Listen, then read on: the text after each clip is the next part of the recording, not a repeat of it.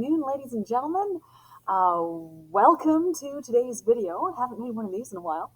Um, so by popular request, you guys asked me to make this video on what we were working on in class the other day, and about relationship advice based on neuroscience.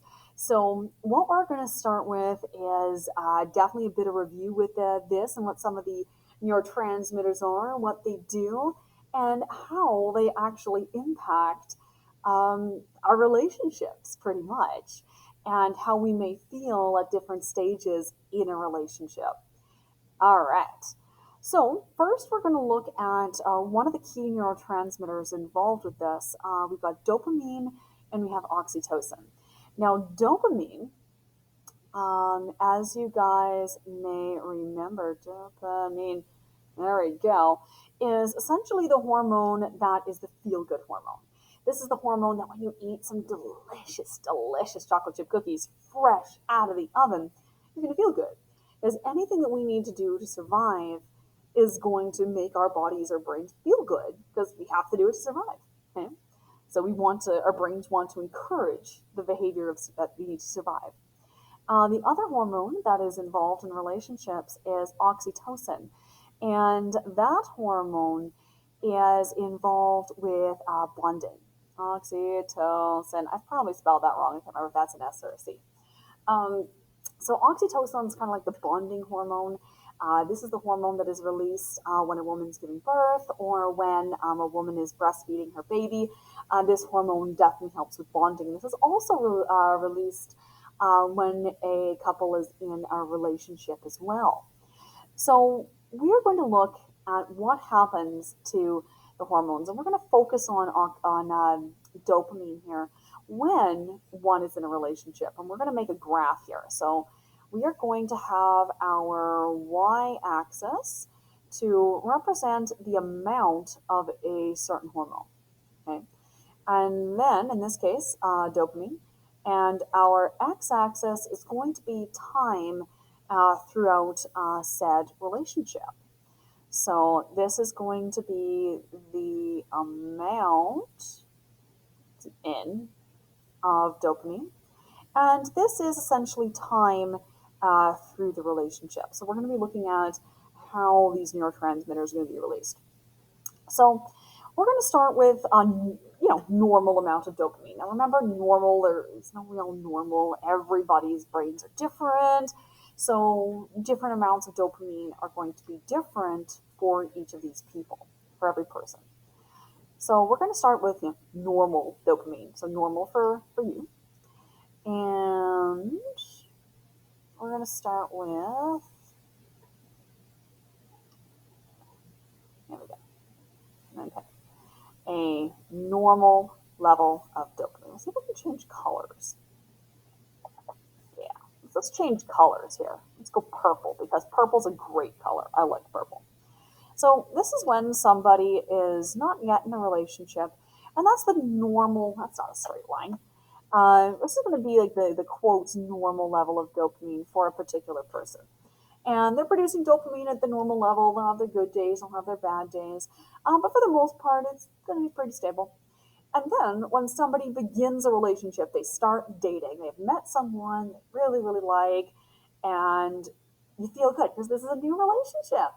And your dopamine levels are going to increase. So they are going to go up at the start of a relationship. Now this is what we're going to be calling the honeymoon phase. Then the dopamine phase is going to be high for a little while. This is where there's the stars and the butterflies, the loving gazing into each other's eyes. This is where sparks are flying. This is the honeymoon phase of the relationship. And at this point, this is the best, most amazing feeling ever. Guys, this stars and rainbows and, gazing lovingly into each other's eyeballs lasts about maybe 6 months, max. Like this is the honeymoon phase here. This is not going to last forever. After a relationship continues on for a while, it's going to settle into normalcy. And honestly, that's a good thing. Okay? So the levels of oxytocin excuse me, not oxytocin, excuse me, dopamine, are going to go back down to normal. You are going to come back down to earth, my friends, as the relationship continues. So, this is where a relationship stabilizes. This is where you're going to, the sparks are gone. And guys, that's not a bad thing. The You're going to then fall into a nice, more comfortable relationship. It's less, stars and rainbows and butterflies. Like I don't know, I've been with my husband for over 8 years. We've been married for like 3.5, and really every single time I come home from work, I do not need to be feeling like butterflies every time I see him. It's like, hey, look, there's my husband. Awesome. I'm very happy to see him. But oh, how's it going, Marjorie? Okay, sorry about that. I was just interrupted there. Um, so sure, I'm not gonna every time my husband comes home from work or I get home from work and he's home, it's not stars, rainbows, and butterflies. It's like, oh good, there's my husband. Wonderful to see him. Like it's a nice, comfortable, happy feeling, right? And so this is where in a relationship, sometimes some people may start feeling, well, what's wrong with our relationship? It's feeling so, quote, boring. It's not like it was at the beginning. And that's normal. You're going to go down to the normal levels of dopamine. A healthy relationship is not going to be stars and rainbows and butterflies all the time. It's not going to be romantic things always. A healthy relationship is more like a really good, solid friendship with a romantic component to it. So, because when you're going to be in a long term relationship with somebody, whether you're going to be married or common law or whatever, I you're going to have to make decisions together. You are going to have to make decisions about paying bills. You're going to have to make decisions on do we rearrange this furniture or not. You may or may not have to make the decision about do we have children, do we adopt, do we, have give birth. It's so these are big decisions, and you're going to have to make them together. Run your finances. Who's doing taxes? How do we do taxes? Where do we invest in? Are we going to go on vacation? Can we afford to go on vacation? How do we raise the kids? Like it's all decision making together. So you have to be able to communicate with your spousal unit. Well, you have to know how to talk to each other. You have to know how to be vulnerable with each other. You have to feel comfortable smelling like armpit together. You are going to maybe at some point eventually barf on your significant other when you have a really bad gut bug.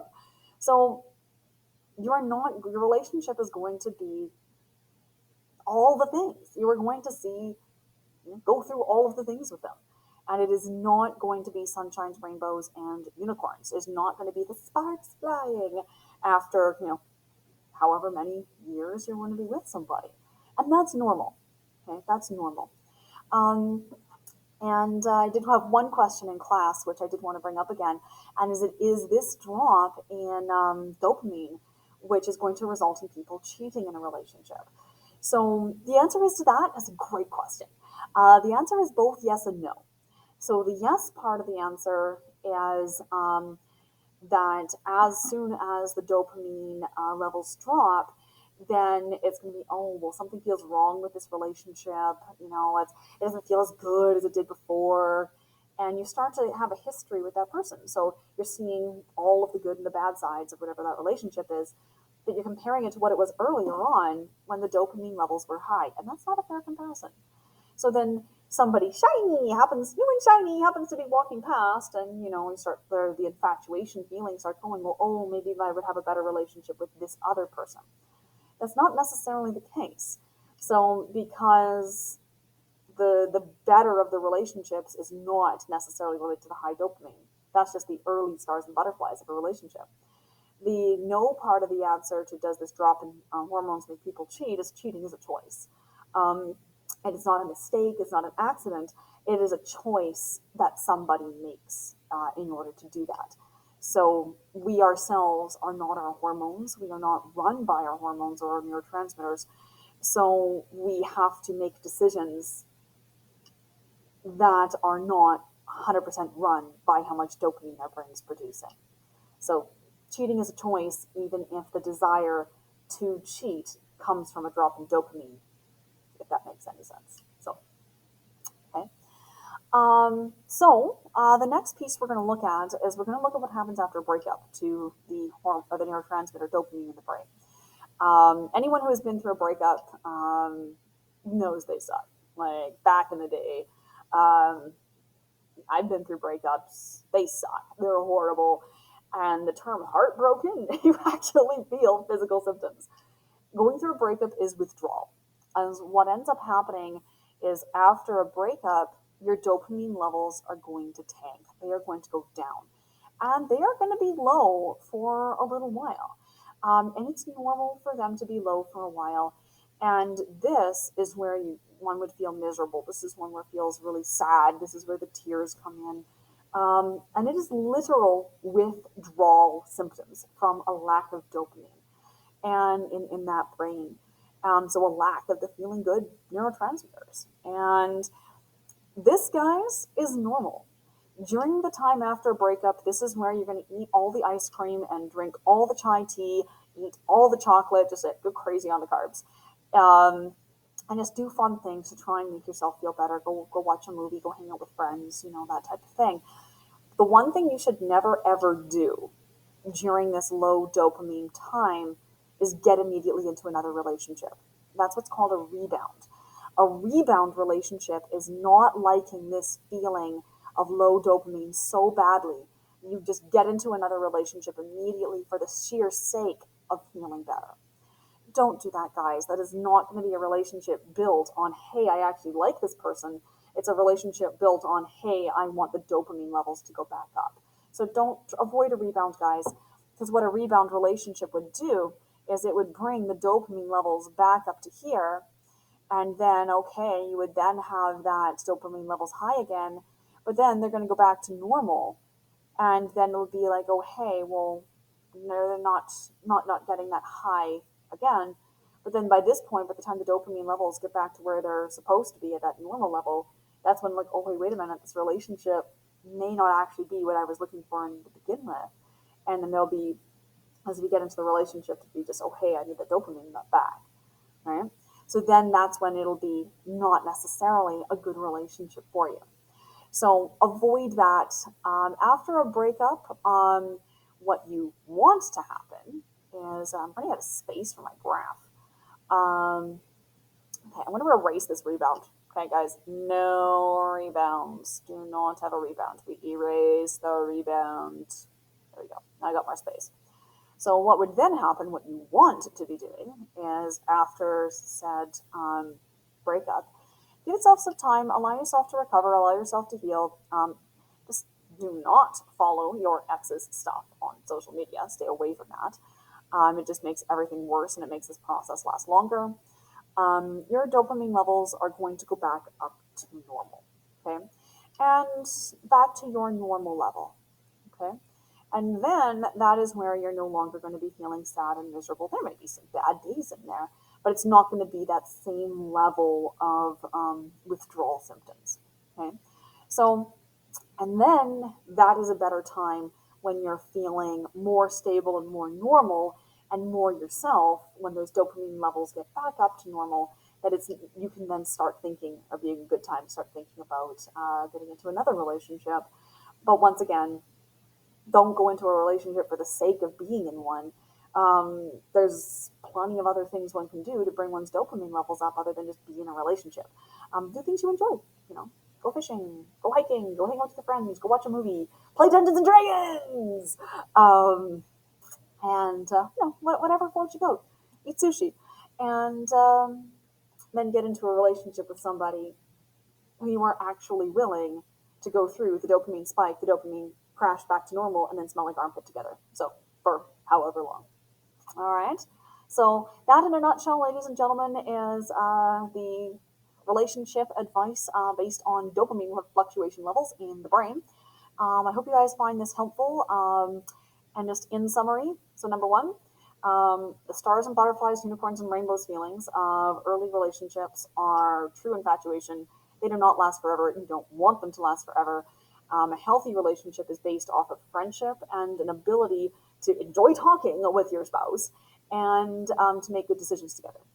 Then anytime one breaks up, your dopamine levels crash, you go through withdrawal, and then don't get into a relationship during that dopamine crash, because that's going to be an unhealthy rebound, and that's not good. Um, so you want to be getting into a relationship after you've gotten out of the withdrawal phase. So it's a good time to start looking again, is not in the withdrawal phase. So anyway, I hope you guys found that interesting. Don't light things on fire, stay out of trouble, and see you guys all later. Enjoy. Now, as usual with my YouTube videos, where the heck is the stop button? There we go. We're good. See you guys later.